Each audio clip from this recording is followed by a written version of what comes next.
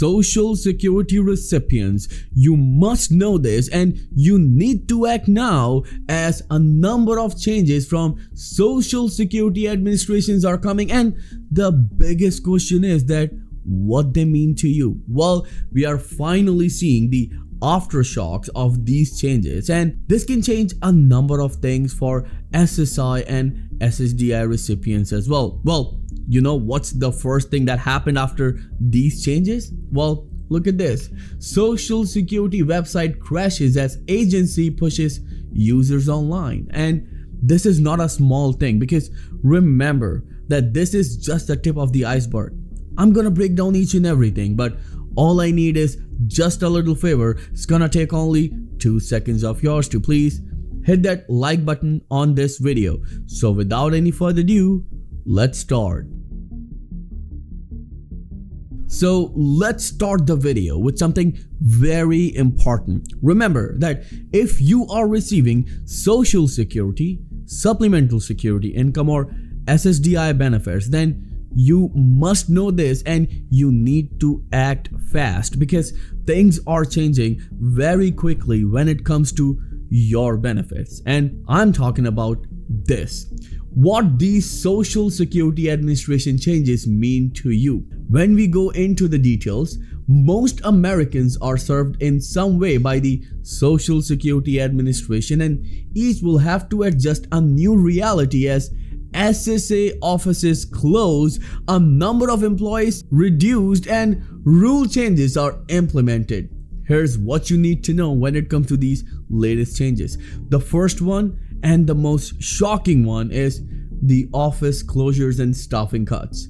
The Department of DOGE, which is operating under Elon Musk, has announced the closure of 47 Social Security offices, with 26 set to shutter this year. In addition, 7,000 Social Security administrations out of 57,000 employees are expected to be terminated. You know what it means? It means that Social Security customer service is going to be even worse. We already know that it's bad, but it's going to go worse for millions and millions of seniors. And this is what a number of seniors are asking, that when we call Social Security Administration, we have to wait for hours. So now if we call Social Security after these office closure and 7,000 layoffs, are we going to wait 9 to 10 hours, which is humanly not possible? Well, indeed, this is a big question, but we're still waiting for the answers from Elon Musk and Social Security Administration.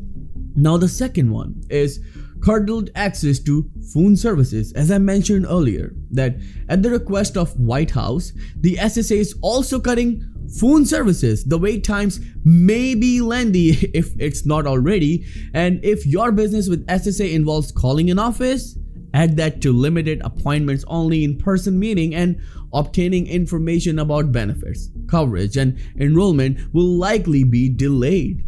Now you know how it's going to impact you and your benefits. God forbid that if you stop receiving your Social Security, SSI, and SSDI benefits right now, where you will go? Well, in order to go to the Social Security Administration's office, first you need to call to make an appointment, which is indeed a pain right now. Just imagine what's going to happen after those 7,000 layoffs.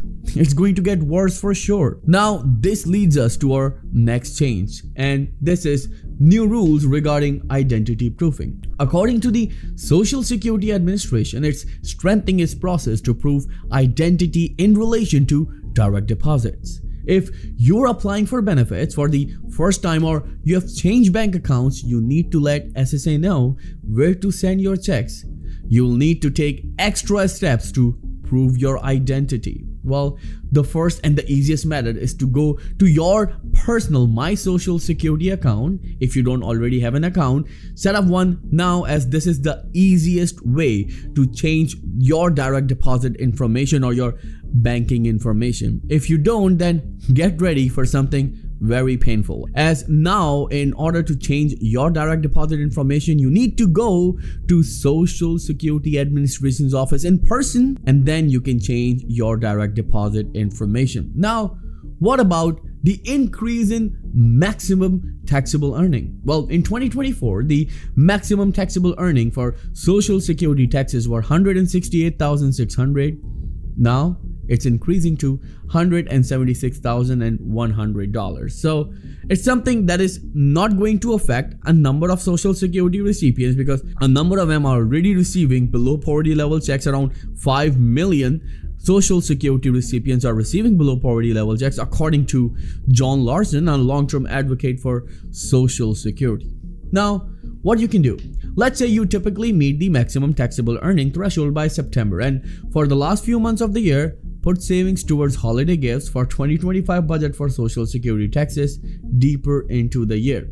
There's some good news, although changes to SSA are expected to make it even more difficult for many to apply for benefits. Those currently receiving checks should not face disruption, so you are safe right now if you are receiving benefits or you are the current beneficiary.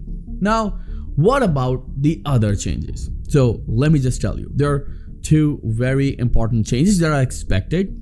The one that we all support is from Bernie Sanders. And why I'm calling it a change? Well, it could be a change or it will be just nothing. Well, Bernie Sanders reintroduced his Social Security Expansion Act, which is calling for $2,400 yearly increase in your Social Security, SSI and ssdi benefits. That translates to $200 fixed increase every single month.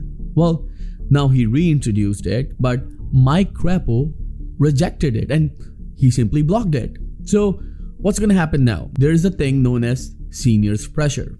You know what happened to Social Security Fairness Act when 3.2 million Social Security recipients pushed the lawmakers to approve this very important bill, and somehow Senate approved it, and then ex-president Joe Biden signed on it, and now it became a law, which is giving an average monthly increase of $360 to 3.2 million Social Security recipients who worked in the public sector, and they're also going to receive a one-time lump sum backdated, or you can say a retroactive payment of $6,710, indeed a huge amount.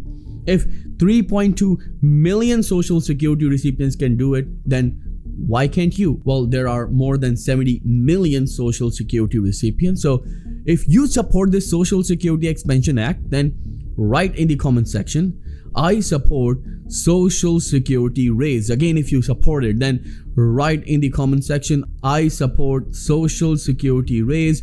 Remember, if you don't do anything, nothing will happen. I will see you in the next video very soon. Till then, please take care and have a nice day.